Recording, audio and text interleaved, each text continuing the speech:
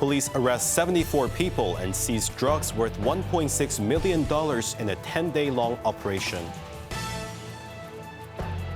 A van driver is killed in a horrific accident after his vehicle crashes into a fire engine on West Kowloon Highway. And a trade war triggered by U.S. President Donald Trump is spiraling out of control as America faces retaliatory tariffs.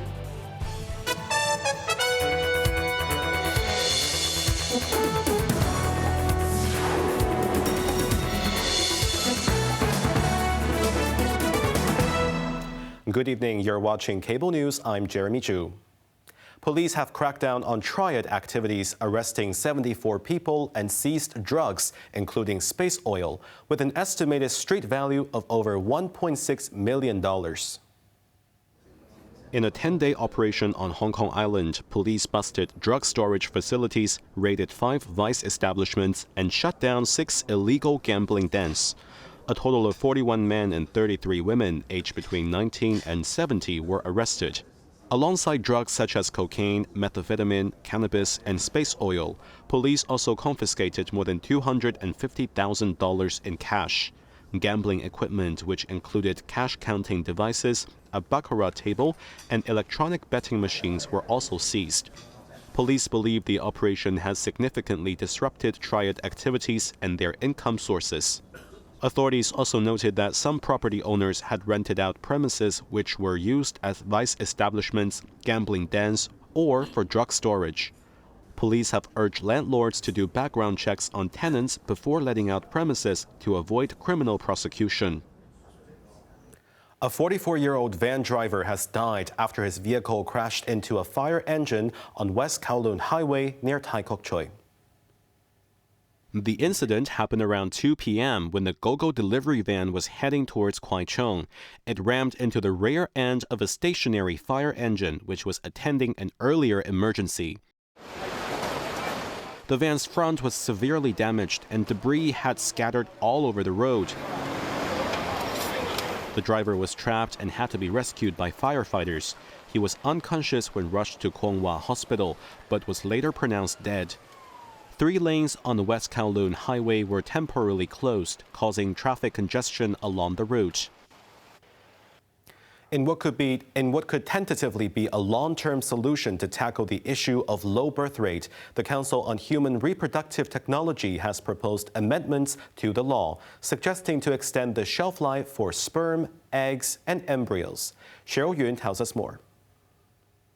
Currently, fertile individuals can store embryos or gametes for personal use for up to 10 years. After reviewing stakeholder feedback and practices in other regions and examining the medical, ethical, and legal issues, the CHRT proposed to extend the shelf life.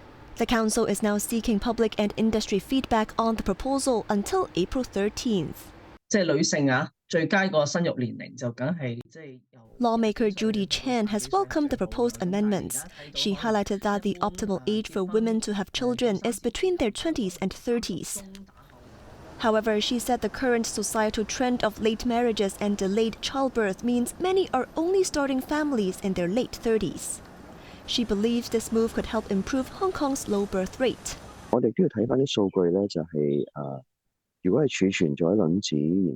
Yet there are differing opinions. Medical sector lawmaker David Lam pointed out that data shows the success rate of achieving pregnancy with stored eggs is very low. He argued that extending the storage limits is not the most effective way to encourage childbirth, and expressed concern that it could send the wrong message to the public, leading to further delays in people starting families.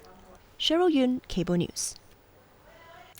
A survey by local think tank Path of Democracy has found that nearly half of the respondents are dissatisfied with the performance of the current Legislative Council.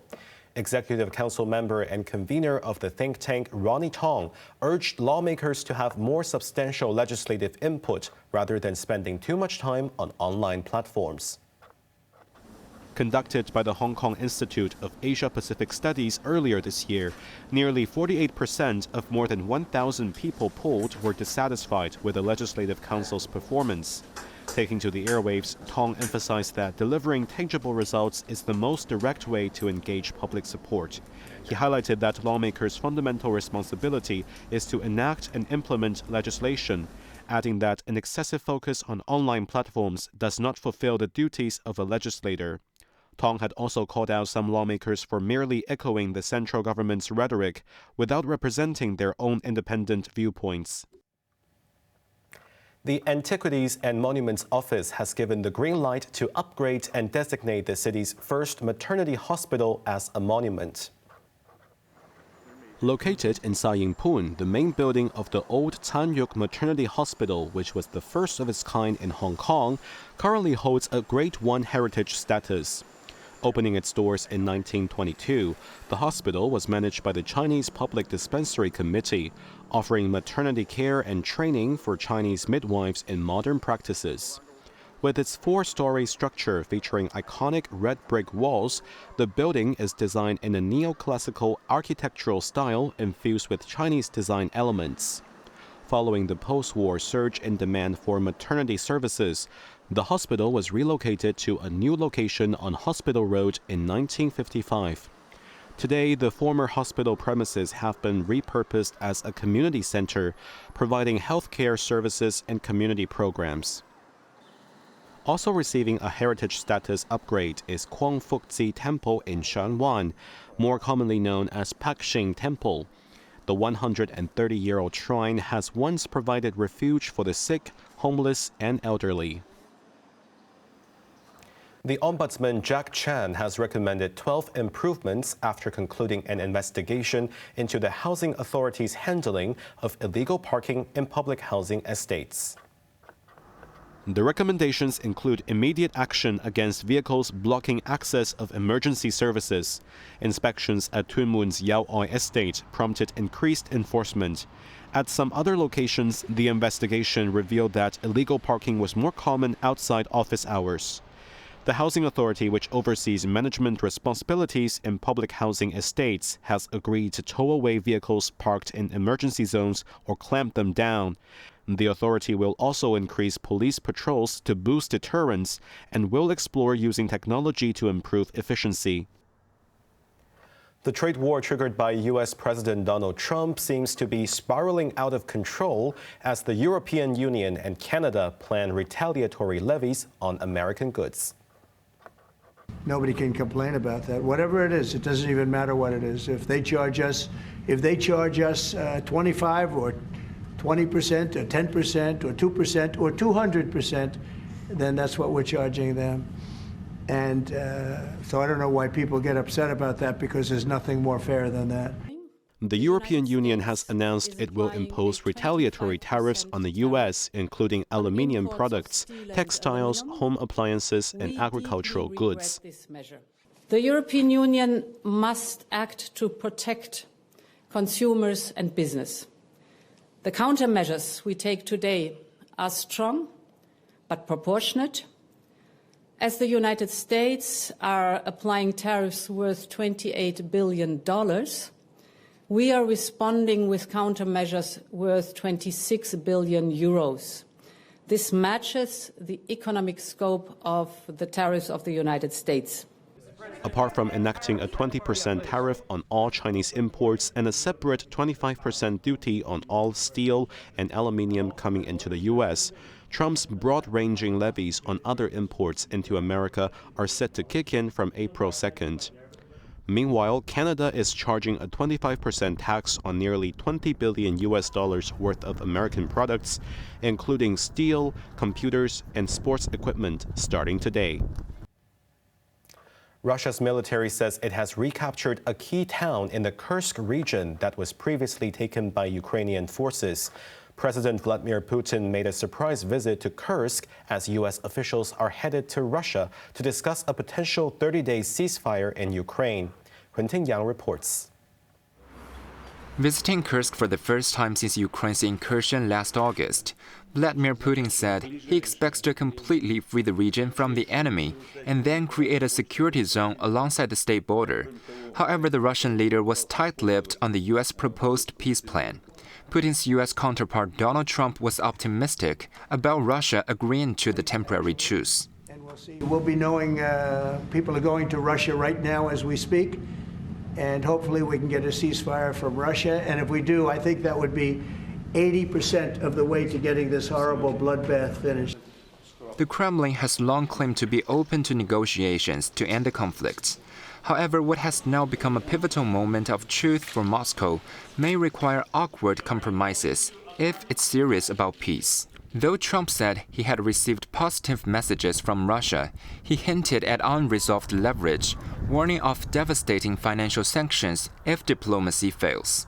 Moscow had earlier presented ceasefire conditions to Washington, including Ukraine's NATO exclusion and recognition of Russia's sovereignty over Crimea and other occupied territories. Quentin Ya, Cable News. Security forces in Pakistan have rescued more than 400 passengers from a train which was hijacked by militants in a remote part of the country's southwest province of Balochistan. Concluding the operation last night, 33 terrorists were killed and 21 passengers lost their lives, including 4 security personnel. Quentin Yang reports. Rebel fighters from the Baloch Liberation Army blew away trucks, derailing the Jafar Express while it was en route from the provincial capital Quetta to the northwest city of Peshawar. The attack happened near the remote mountainous terrain of Gudalar. Rescued passengers were taken in a goods train to the nearby city of Mach, about 50 kilometers southeast of Quetta. Survivors of the attack said the rebels checked identity cards and immediately killed those who were working in the army. They also separated women and children and then rounded up men from different ethnic groups and made them sit next to the railway tracks. Since the early 2000s, the separatist Baloch Liberation Army have fought for greater autonomy from Islamabad and for a bigger share in income derived from the natural resources of the province. The group has regularly targeted Pakistani security forces and Chinese nationals working on infrastructure projects in Balochistan under the China-Pakistan Economic Corridor. Quentin Ya, Cable News.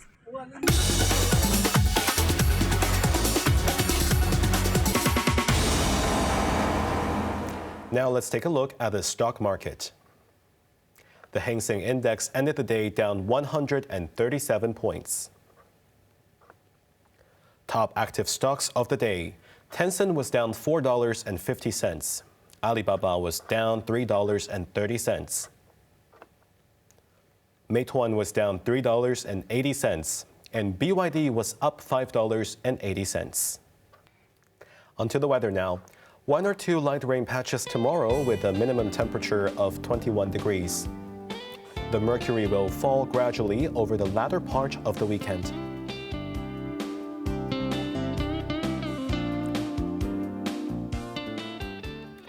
That's our news tonight. I'm Jeremy Zhu. Thank you for watching and good night.